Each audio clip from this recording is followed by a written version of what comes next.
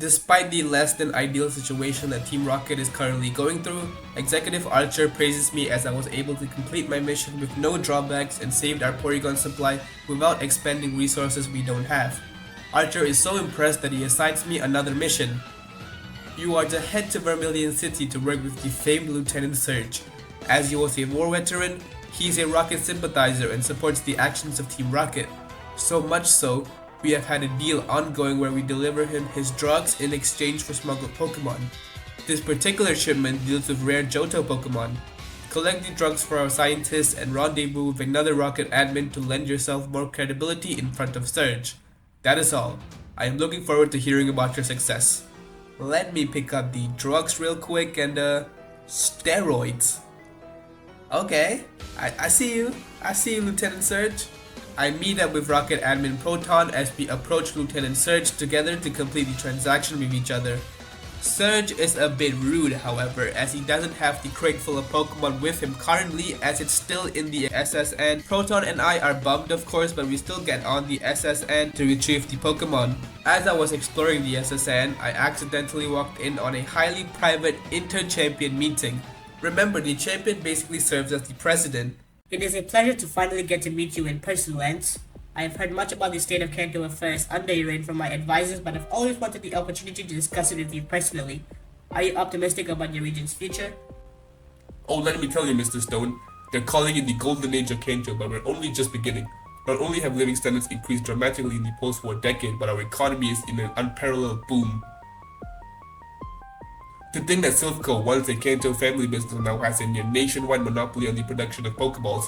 Future Safari Zone is also attracting an ever-increasing mass of tourists, and that isn't even to mention what the region's brightest entrepreneurs have in store for the saffron and lavender in the coming years. Yes, Kanto has turned out quite the prosperous region, rest assured. Well, it sounds like the private enterprise is doing well at the very least, but what of the people, Lance? Do they approve of you? I don't mean to draw unwarranted comparisons to the past, but I'm glad to understand that your predecessor was quite universally revered even though times were tougher then. How do you compare with him in the eyes of your citizens? Ha! Yes, the predecessor was loved by all. Up until the moment he surrendered from the war, that is, anybody with any sense started adoring a champion who would give up his region's independence and honor just to save his own skin pretty quick, I'll tell you. Look, I know that having conquered Kanto in war as a Johto general necessarily means that some of my citizens won't take too kindly to me right away, but I dare say my entry in the history books will be far more favorable than that old coward's. I see. I hope you'll excuse my lacking both in political experience and memory, but what was the name of the predecessor of yours again?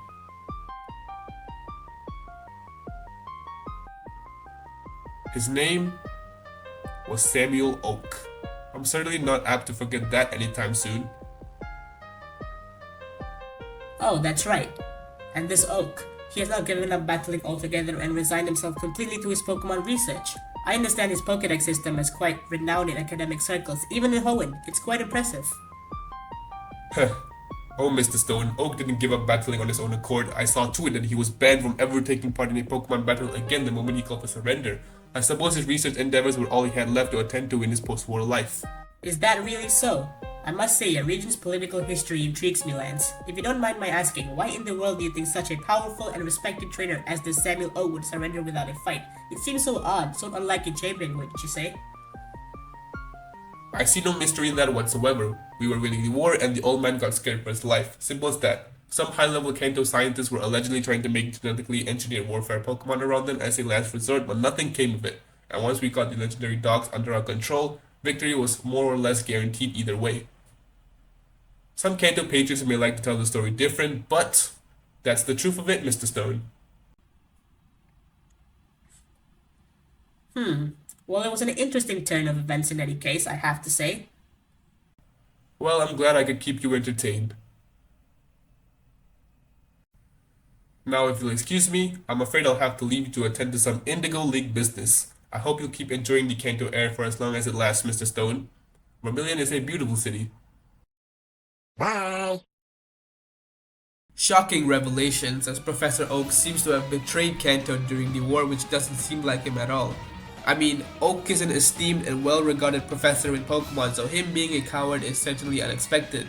Anyhow, I have smuggled goods to retrieve, and while battling the trainers in the SSN, Vermin evolves into the highly regarded Team Rocket Pokemon Raticate.